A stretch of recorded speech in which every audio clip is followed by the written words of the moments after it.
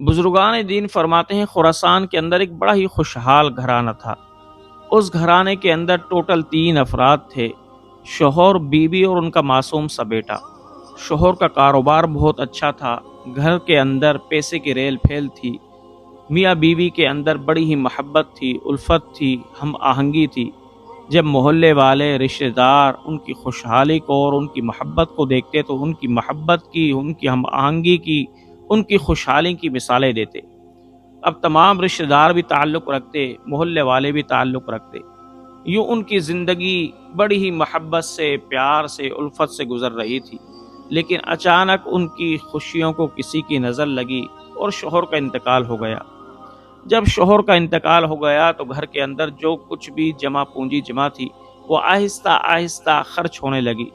جب تمام کی تمام جمع پونجی خرچ ہو گئی تو اس بیوہ خاتون نے سوچا کہ اب میں رشتہ داروں سے مدد طلب کروں جن کی ہم مدد کیا کرتے تھے۔ لیکن جب اس نے رشتہ داروں سے مدد طلب کی تو رشتہ داروں نے بھی منہ موڑ لیا۔ جب اس نے محلے والوں سے مدد طلب کی تو محلے والوں نے بھی منہ موڑ لیا۔ اب وہ خاتون بڑی حیران بھی ہوئی اور غمگین بھی ہوئی اور کہنے لگی کہ اے بار الہ، جب میں خوشحال تھی تو یہ تمام لوگ مجھ سے تعلق رکھتے تھے، اب جب میں غریب ہو گئی ہوں تو یہ مجھ سے تعلق ہی نہیں رکھتے۔ بہرحال کبھی کے دن بڑے، کبھی کی راتیں بڑی۔ وہ بیچاری غمگین ہو کر جب اس کو کوئی مدد نہ ملی تو وہ گھر سے باہر نکلی اور لوگوں کے گھروں کے اندر کام کرنے لگی۔ اللہ اکبر! ایک دن وہ تھا کہ اس عورت کے گھر کے اندر کام کرنے والی آتی، لیکن آج وہ دن ہے کہ یہ عورت لوگوں کے گھروں کے اندر کام کرنے کے لیے جا رہی ہے۔ اب بیچاری کام کر کے شام کو جب واپس لوٹتی تھک ہار کر، اپنے بیٹے کو اپنے سینے سے لگاتی اور سو جاتی۔ جب کئی دن یوں گزر گئے تو وہ عورت اللہ رب ذوالجلال کی بارگاہ میں دعا کرنے لگی کہ اے بار الہ، میرا دل تو یہ چاہتا ہے کہ میں دوسری شادی کر لوں، لیکن اے اللہ، مجھے اپنے بیٹے سے بڑی محبت ہے۔ ایسا نہ ہو کہ میں دوسری شادی کروں اور میرا دوسرا شوہر میرے اس بیٹے کو قبول نہ کرے، تو پھر میں کیا کروں گی؟ لہٰذا اے بار الہ، اب میں اپنے بیٹے پر ہی آسرا کرتی ہوں، اب میں دوسری شادی نہیں کرتی، میں اس کی تعلیم و تربیت کا ہی خیال رکھوں گی۔ جب یہ بڑا ہو جائے گا تو یہ میرے تمام غموں کو دور کر دے گا۔ اب اس عورت نے صبر کرتے ہوئے اپنے بیٹے کی پرورش شروع کر دی۔ وہ گھروں کے اندر کام کرتی، تھوڑے بہت جو پیسے ملتے اس سے اپنے اخراجات بھی برداشت کرتی، اپنے بیٹے کے اخراجات بھی برداشت کرتی۔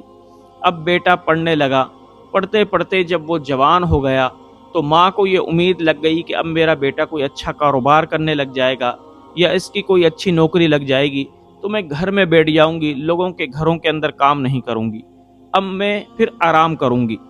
لیکن خدا کی کرنی ایسی ہوئی کہ وہ بیٹا کاروبار تو کرنے لگا، اس کے پاس پیسہ تو آنے لگا، لیکن بری صحبت بھی اس کو پڑ گئی۔ یاروں دوستوں کے اندر بیٹھنے لگا، وہ یار دوست کے جو شرابی بھی تھے، کبابی بھی تھے، بڑی ہی عیاشی کرنے والے تھے۔ وہ نوجوان بھی آہستہ آہستہ بری صحبتوں میں بیٹھ کر اب پیسہ عیاشیوں میں اڑانے لگا۔ ماں کو جب پتہ لگا تو ماں کہنے لگی، اے میرے بیٹے، میں نے تمام جوانی تجھ پر لٹا دی، اب میں چاہتی ہوں کہ بڑھاپے میں تو میرا سہارا بنے، میں لوگوں کے گھروں کے اندر کام نہ کروں بلکہ اپنے گھر کے اندر بیٹھ کر اللہ اللہ کروں اور تو مجھے کھلائے پلائے، میرا سہارا بنے۔ لیکن اے میرے بیٹے، تو اس کا الٹ ہو گیا، اب جب تو کمانے لگ گیا تو گھر کے اندر تو کچھ لاتا نہیں، اللہ کی نافرمانی میں تمام پیسہ لٹا رہا ہے۔ لیکن بیٹا اپنی ماں کی ایک نصیحت نہ سنتا۔ ماں بار بار اس کو سمجھاتی کہ میرے بیٹے، اللہ کی نافرمانی سے بچ، میری اطاعت کر، جو میں کہہ رہی ہوں وہ کر، پھر تو کامیاب ہو جائے گا۔ لیکن اگر میری نافرمانی کرے گا تو دنیا کے اندر بھی خسارے میں جائے گا، آخرت میں بھی خسارے میں جائے گا۔ لیکن جوانی دیوانی ہوتی ہے، بیٹا ایک کان سے سنتا دوسرے کان سے نکال دیتا، ماں کی کوئی بات نہیں مانتا۔ آخر ایک دن یہ ہوا کہ اس نے کسی سے برائی کی، برائی کے نتیجے میں اس کو ایک ایسا مہلک مرض لگا کہ حکیموں نے کہہ دیا کہ اب تجھے ایسا مرض لگ چکا ہے جس کا کوئی علاج نہیں ہے سوائے موت کے۔ نوجوان نے جب سنا تو دہشت زدہ ہو گیا۔ اب وہ گھر کے اندر آ گیا اور بستر پر لیٹ گیا اور چند ہی دنوں کے اندر وہ بیمار ہو گیا۔ ماں نے بھی ایک حکیم کو بلایا۔ جب حکیم نے ماں کو بتایا کہ تمہارے بیٹے کو تو لا علاج بیماری لگ چکی ہے، اب اس کا کوئی علاج نہیں ہے، تو ماں بھی بڑی روئی۔ پھر ماں جب روتے روتے اپنے بیٹے کو کہنے لگی کہ اے میرے بیٹے، تجھے تو میرے بڑھاپے کا سہارا بننا تھا، لیکن تو بری صحبتوں میں بیٹھ کر، برے لوگوں میں بیٹھ کر عیاش بن گیا، اللہ کا نافرمان ہو گیا۔ اب تو اللہ کی نافرمانی کرتے ہوئے اس دنیا سے جا رہا ہے۔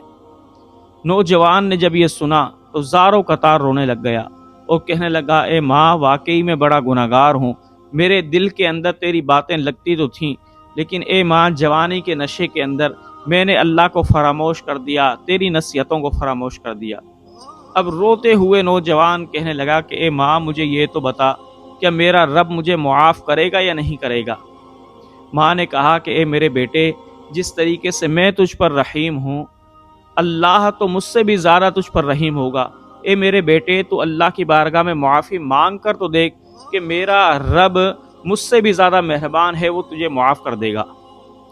بیٹا زار و قطار رونے لگا اور کہنے لگا، اے ماں، میں نے اتنے بڑے بڑے گناہ کیے ہیں، اب میرا رب مجھے معاف نہیں کرے گا، کیونکہ میں لا علاج مرض میں مبتلا ہو چکا ہوں۔ اب میں معافی مانگ رہا ہوں تو کیا فائدہ؟ ہاں، جب میں صحت مند تھا اس وقت اللہ کی بارگاہ میں توبہ کرتا تو شاید اس وقت اللہ میری توبہ کو قبول کر لیتا۔ لیکن ماں روتے ہوئے کہنے لگی، اے میرے بیٹے، نہیں، اللہ کی بارگاہ میں توبہ کر، اللہ رب ذوالجلال تیری توبہ کو قبول کر لے گا۔ بیٹا روتے ہوئے کہنے لگا اپنی ماں سے، اے ماں، پھر میری ایک نصیحت پر عمل کر کہ میرے گلے کے اندر پٹا ڈال اور پھر کتے کی طرح مجھے گھسیٹ اور گھسیٹ کر میرے رخسار پر پاؤں رکھ اور میرے رخسار کو، میرے منہ کو مٹی سے روند اور روند کر پھر تو بلند آواز سے کہے کہ جو اللہ کا نافرمان ہوتا ہے وہ اس طریقے سے ذلیل اور رسوا ہوتا ہے۔ ماں نے روتے ہوئے کہا کہ اے میرے بیٹے، یہ تو میں نہیں کر سکوں گی۔ بیٹا روتے ہوئے ماں سے التجائیں کرنے لگا، اے ماں، یہ کر تاکہ پھر میں اللہ کی بارگاہ میں توبہ کروں اور شاید مالک المولا میری اس حالت پر رحم فرمائے اور میری توبہ کو قبول کر لے۔ ماں نے مجبوراً اپنے بیٹے کے گلے کے اندر پٹا ڈالا اور ڈال کر پھر اس کو کھینچا اور کھینچ کر اس کے رخسار کو زمین پر رگڑ کر اپنا پاؤں بھی رکھا اور پھر پاؤں سے بھی چہرے کو مسل کر کہنے لگی، جو اللہ کا نافرمان ہوتا ہے اس کی یہ سزا ہے۔ اب وہ نوجوان بلند آواز سے رو کر کہنے لگا کہ اے بار الہ، اب مجھے دنیا کے اندر ہی گناہوں کی ذلت مل گئی ہے، اے اللہ، اب تو مجھے آخرت کے اندر ذلیل و رسوا نہ کرنا۔ یہ کہا اور اس نوجوان کی روح قبض ہو گئی۔